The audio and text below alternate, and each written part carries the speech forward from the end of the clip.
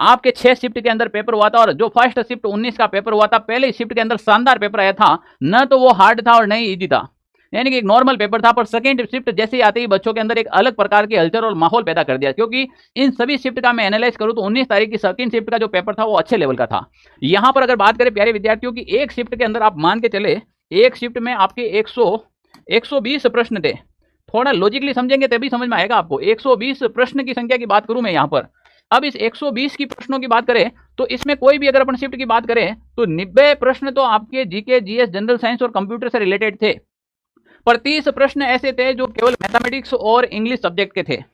समझना, यहाँ पर राजस्थान के बच्चों की ज्यादातर मैथ और इंग्लिश वीक हैं और बच्चों ने ज्यादा यही कहा सर मैथ के प्रश्न हार्ड आए, मैथ के प्रश्न ज्यादा कैलकुलेटिव आए, मैथमेटिक्स के अंदर हमें समय नहीं मिला। ये विद्यार्थियों की बातें सुनने को मिली। पर काफी ऐसे विद्यार्थी जिन्होंने पटवार की तैयारी की है या फिर कोई एसएससी से इधर आया है, तो अगर वो आएगा इस मामले में वो थोड़ा सा कम होगा।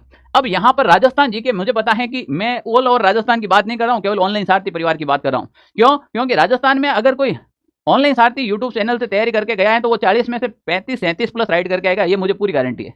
काफी तो 40 में 40 ठोके आएंगे, इस बात की भी मैं गारंटी दे सकता हूँ। क्योंकि राजस्थान जी के मुझे पता, जहां मैंने पढ़ाया हर एक प्रश्न, हर एक मुझे भी अभी भी वो क्लासे याद दिखाई दे रही है, मैंने वहां ये पढ़ाया। पर यहाँ पर देखे जनरल साइंस के प्रश्न बाहर नहीं जा रहे, पर कुछ भी करे तो यहाँ पर अपन कितने भी कर ले अगर, क्योंकि करंट अफेयर्स में कुछ सवाल ऐसे देखने को मिले थे जो थोड़े से टफ लेवल के थे। तो यहाँ से 90 में से अगर कोई विद्यार्थी अपन मान के चले लगभग 60 से 65 प्रश्न अगर वो राइट करता है, क्योंकि यहाँ पर ये विद्यार्थियों का ज्यादा वेटेज रहता है। पर अगर यहाँ पर विद्यार्थी मिलाकर ही राइट कर पाए, क्योंकि मैथ कैलकुलेटिव थी, समय भी का अभाव था आपके पास, इंग्लिश के कुछ ऐसे प्रश्न थे जो एसएससी सीजे लेवल प्री के टच कर रहे थे, मैंने खुद ने देखा है पेपर, कुछ ऐसे प्रश्न थे जो देखते ही आंसर आ रहे थे। तो यहाँ पर 15 प्रश्न और यहाँ पर 60 माने, तो अगर अपन फर्स्ट शिफ्ट के अंदर बात करें तो प्यारे विद्यार्थियों, अगर किसी विद्यार्थी के 75 से 80 प्रश्न बैठ रहे हैं तो वो एकदम बढ़िया और अच्छे लेवल में है, क्योंकि फर्स्ट शिफ्ट का पेपर भी ईजी हुआ था।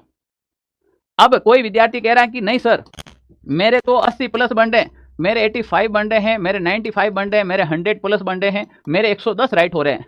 तो 100 और 110 प्लस वाले या तो आप वापस अपनी आंसर की वेरीफाई कर ले, और या फिर आपने तैयारी अच्छी की है।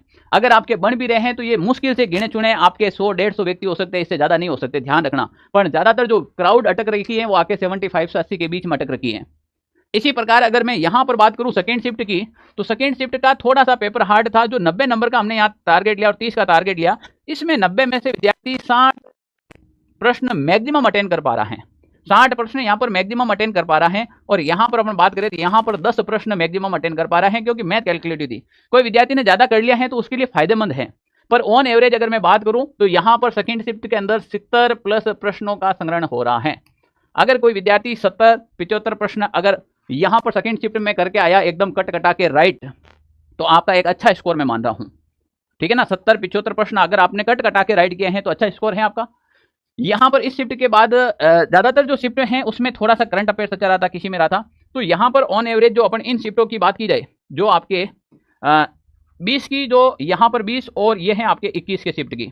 20 का जो फर्स्ट शिफ्ट का था वो काफी जो जीके भी इसका थोड़ा सा हार्ड था, काफी कैलकुलेटिव था इस टाइप का, इसमें थोड़ा मैथमेटिक्स भी अच्छा था। तो यहाँ पर भी अगर अपन ये माने तो अपन इस शिफ्ट के अंदर भी जिस विद्यार्थियों के 70 से 75 प्रश्न राइट हुए हैं, और इसमें भी अगर आप इसमें थोड़ा सा 75 से 80 मान के चलना, ये थोड़ा सा इसमें जीके थोड़ा सा ठीक ठाक था। तो अगर इसमें अगर आप 75 से 80, इसमें 70 से 75, यहाँ पर भी 70 से 75, यहाँ पर 75 से 80 अगर आप मान के चले, अगर आपने कट कटा के राइट कर लिए हैं तो आप एक सेफ जोन में हैं। कट कटा के कैसे राइट करेंगे? कोई विद्यार्थी अगर मान लीजिए इस शिफ्ट के अंदर था, मान लीजिए थर्ड शिफ्ट के अंदर था, और थर्ड शिफ्ट में वो 90 सवाल अटेंड करके आया, 90 में से 10 गलत हो गए, पीछे तो 80 बचे। अब ये जो 10 गलत हुए हैं यहाँ पर, 90 में से जो 10 गलत हुए उसकी माइनस मार्किंग होगी, तो वो कट कटा के 78, 77 या 75 तक आ जाएगा। मैं कट कटा के प्रश्नों की बात कर रहा हूं। अगर आपके पूरे कट कटा के यहां तक स्कोर बैठ रहा है, मैं अब भी कह रहा हूं आप एक शानदार तैयारी की है।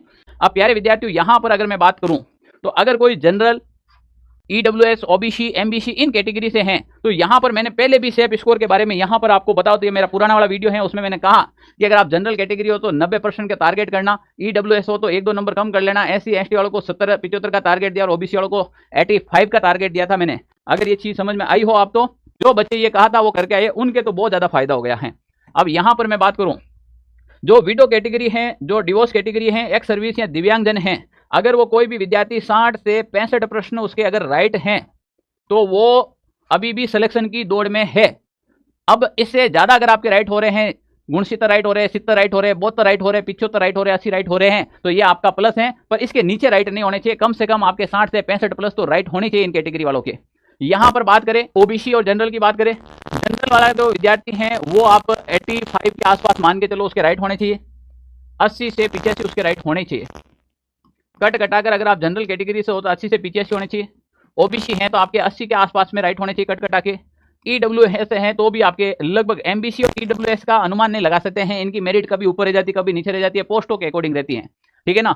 यहाँ पर आप तो भी अपने एक्सेप्ट स्कोर की ओर मान के चले 75 से 80 सवाल आपके भी राइट होने चाहिए। यहाँ पर एससी और एसटी कैटेगरी की बात करें तो लगभग 70 के आसपास में आपके भी प्रश्न, क्योंकि यहाँ पर थोड़ी मेरिट ऊपर नीचे रहती है, जैसे मैंने यहाँ पर भी बताया था।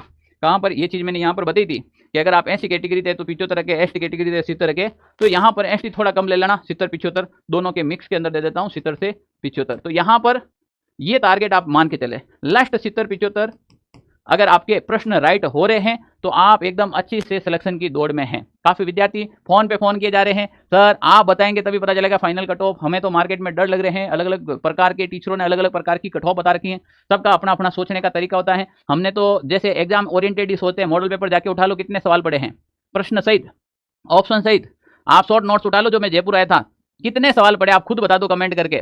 फिर आप 555 वाली वो क्लास उठा के देख लो कितने सवाल आए हैं अंदर से। यानी भाई साहब सवाल करंट अफेयर्स की एक क्लास ली, आप जाके देखो सवाल कितने पड़े। तो प्यारे विद्यार्थियों, हम तो एग्जाम ओरिएंटेड मेहनत करते हैं। महेंद्र सर ने हिंदी पढ़ी, धुएं निकाल दी, हिंदी के अंदर एक भी प्रश्न बाहर नहीं जा रहा हिंदी के अंदर। मैंने कह रहा हूँ विद्यार्थी खुद मैसेज और कॉल करके कह रहे व्हाट्सएप हैक हो रखा है। जनरल साइंस के अंदर 100% लिए थे, 100% उसी में से मिल रहे हैं। अब आप देख लीजिएगा किस लेवल की तैयारी है। अगर प्यारे विद्यार्थियों आपका भी ये स्कोर हो रहा है, घबराने की आवश्यकता नहीं है, आपको तैयारी करनी चाहिए। यहाँ पर फाइनल कट ऑफ तो कर दी है हमने,